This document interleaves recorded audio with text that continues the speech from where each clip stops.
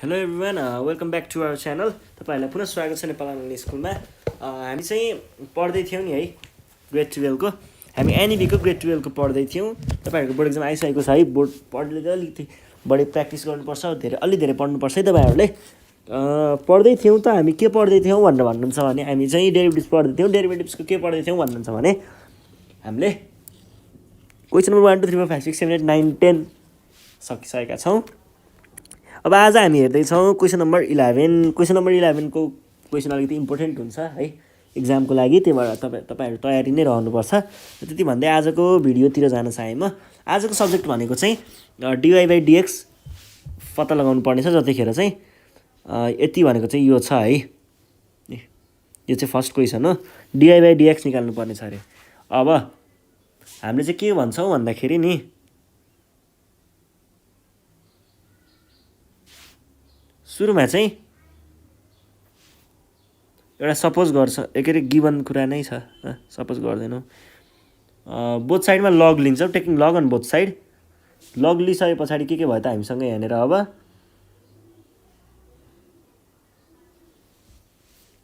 लग ले पछाडी log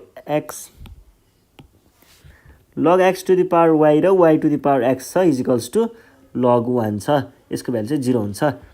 अब योलाई चाहिँ हामीले कसरी ब्रेक गर्न सकिन्छ? log ab भनेको के हो त? log a plus log b हो। त्यसरी नै यो भागलाई यतापट्टि र यो भागलाई यतापट्टि गरेर ब्रेक गर्न सकिन्छ। यो ब्रेक भइसके पछाडी taking log on differentiating both side with respect to x भनेर लेख्छौं। यहाँनेर त्यो लेख्ने कुरा लेखिहाल्नुस्। अनि तल जाँदाखेरि चाहिँ डिफरेन्सिएटिङ भन्ने बित्तिकै यहाँनेर dx आयो। dx आउने बित्तिकै d/dx है। d/dx आयो अनि यतापट्टिको कुराहरु त यही भइहाल्यो। यसको भ्यालु सिधै 0 भइहाल्यो। अब यसको भ्यालु चाहिँ ठ्याक्क ब्रेक हुने भयो कि यहाँ प्लस छ नि त बीचमा। प्लस भएपछि यो प्लस यता भयो। d/dx र d/dx यतापट्टि छ। अब यो चाहिँ y टाइम्स log x हो। यो x टाइम्स log y हो हैन र? त्यस्तो हो भनेदेखि हामीले के गर्नुपर्ने हुन्छ त? अब यसको फर्मुला लगाउनु पर्ने हुन्छ। यो भनेको v udv/dx plus v du/dx हो। त्यस्तो हो भनेदेखि यो y चाहिँ आयो यहाँ, पछाडिको भागको डिफरेन्सिएट हुँदैछ। अथवा यो चाहिँ यहाँ आयो अनि यो चाहिँ यहाँ आयो, डिफरेन्सिएट हुँदैछ। यो भयो तीनटा कुराहरु। त्यसैगरी यतापट्टिको पनि यो x आयो यहाँ, यो log y आयो यहाँ, यो log y आयो यहाँ, यो log x आयो यहाँ। यसरी डिफरेन्सिएट हुँदैछ। यो भइसके पछाडी नर्मल क्याल्कुलेसन हो। यतिको भ्यालु भनेको चाहिँ यहाँ आयो, यो y भइहाल्यो, यो log x यतापट्टि आयो। यो को भ्यालु चाहिँ कहाँ आयो त? dy/dx भनेको नर्मली dy/dx नै भइराख्यो। त्यसकै चाहिँ भ्यालु पत्ता लगाउनु पर्ने हो हामीलाई। d log y log x dx भनेको छ, त्यसको भ्यालु चाहिँ यो है। यो x चाहिँ यहाँ भइहाल्यो। अब dy/dx बाँकी यहाँ कसरी रहन्छ भन्ने कुरा हेरे यतिको म हल्का चर्चा गर्छु यहाँनेर।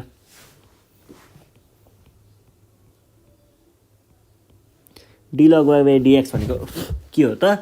d log y/dy times dy/dx हो हैन? अब यतिको भ्यालु भनेको 1/y हो टाइम्स dy/dx हो।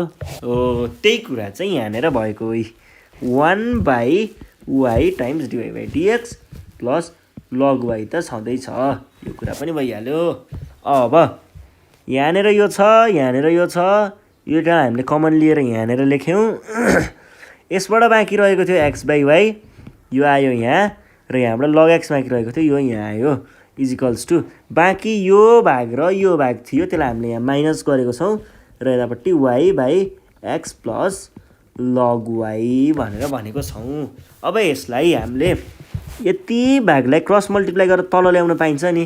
क्रस मल्टिप्लाई गरेर यहाँ तल ल्याएँ मैले, तल ल्याएँ। अरु कुराहरु त्यही हो। अब एलसीएम लिएर यतापट्टि एलसीएम लिएर यसरी एलसीएम लिएर यहाँनेर x log y बनायौं। त्यसैगरी यहाँनेर चाहिँ y log x बनायौं।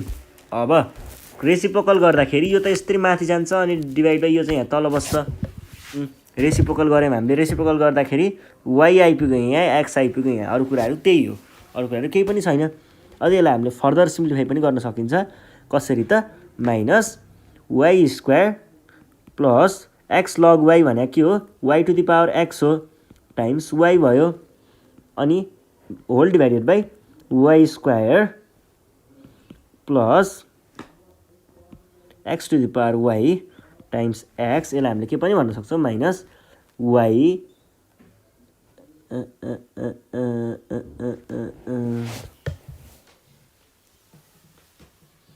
Why square plus y x plus 1 whole divided by x square plus x plus 1 यस्तो पनि भन्न सकिन्छ है। ल यति नै थियो यो क्वेसनको चाहिँ। अब हामी अर्को क्वेसन हेर्छौँ B number question. Question number B पनि त्यस्तै सजिलो छ, केही गाह्रो छैन, तर कन्डिसन दिएको छ के भनेर त भन्दा यो भनेर कन्डिसन दिएको छ। त्यही पहिलेको जस्तो गर्ने हो, taking log on both side. Taking log on both side भनेर यहाँ लेख्नुहोस्। त्यो गरिसके पछाडि हाम्रो चिज चाहिँ के आउँछ त खासमा यस्तो आउँछ के log x to the power m y to the power n is equals to log x plus वाइको पावर एम प्लस एन आउँछ। अब यो भनेको के हो त, यो भनेको चाहिँ के हो भन्दाखेरि log x m plus log y हो।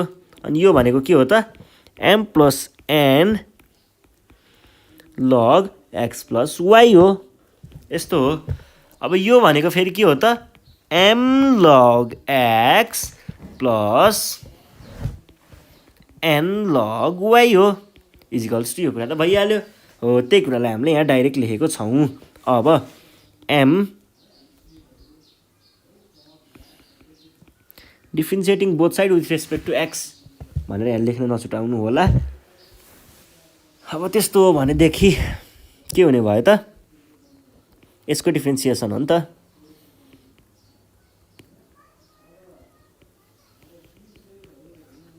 Am plus n log x plus y हुने भयो। यसको डेरिभेटिभ लिँदाखेरि d m log x plus n log y by dx हुन्छ। यो भनेको के हुने भयो त d m log x by dx plus dn log y by dx हुन्छ। अब यो एमलाई बाहिर निकाल्न पाइयो, बाँकी रह्यो d log x by dx, यता बाँकी रह्यो एन यता गयो d log y by dx. अब चाहिँ तनाव होला जस्तो छ।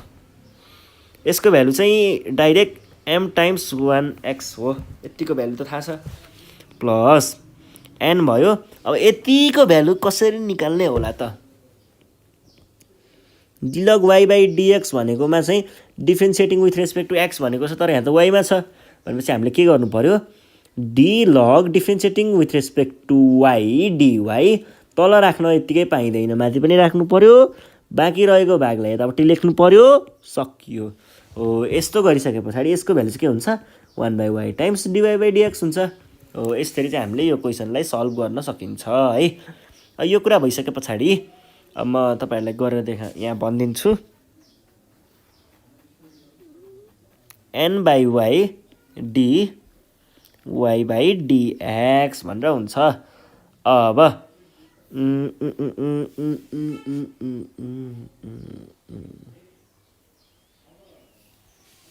अनि यहाँनिर एम यो भइहाल्यो, यो पनि भइहाल्यो, यति बुझिहाल्नुहुन्छ तपाईँहरूले। अब यो भनेको यतिको भ्यालु चाहिँ यो आयो। अब अर्को कुरा छ यहाँनिर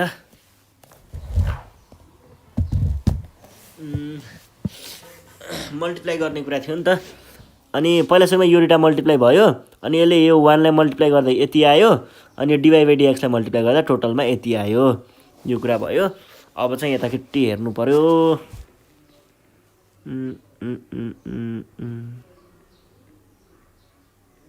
अब चाहिँ यो डिवाई बाई डिएक्स भएको चिजहरूलाई एकातिर लेख्यौँ हामीले यहाँ। अब यो चिज आयो यहाँ, त्यसै गरी यो चिज आयो यहाँ, यो कमन लिएको हो नि त, यो कमन लिएको भइहाल्यो। बाँकी रहेको कुरा यो थियो, यो माइनस यो थियो। ए मैले डाइरेक्ट माइनस गरिदिएको है, यो चाहिँ त्यस्तो गाह्रो नमान्नु होला।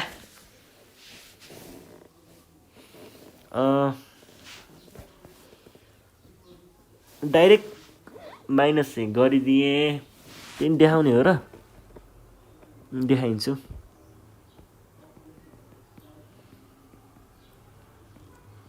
y minus m by x हुनुपर्ने हो। यो भनेको x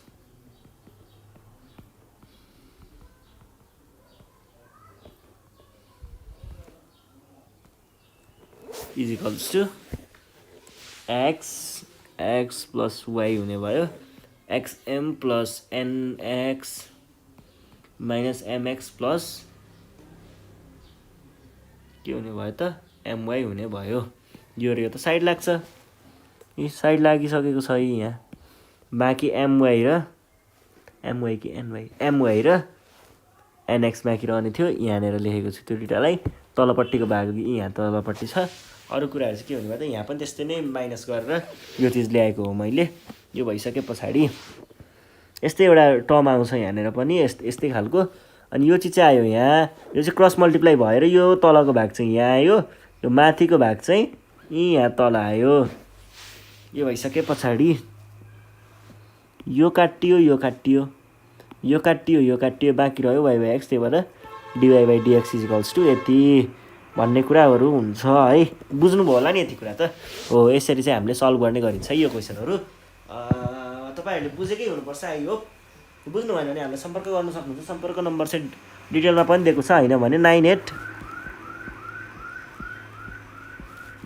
यसमा पनि कन्ट्याक्ट गरेर हामीलाई आफ्नो प्रब्लमहरू बताउन सक्नुहुन्छ र हामी त्यसलाई ट्याकल गरिदिन्छौँ। हो ल, आजको लागि यति नै थियो। हाम्रो च्यानललाई फलो गर्दै गर्नु होला। धन्यवाद।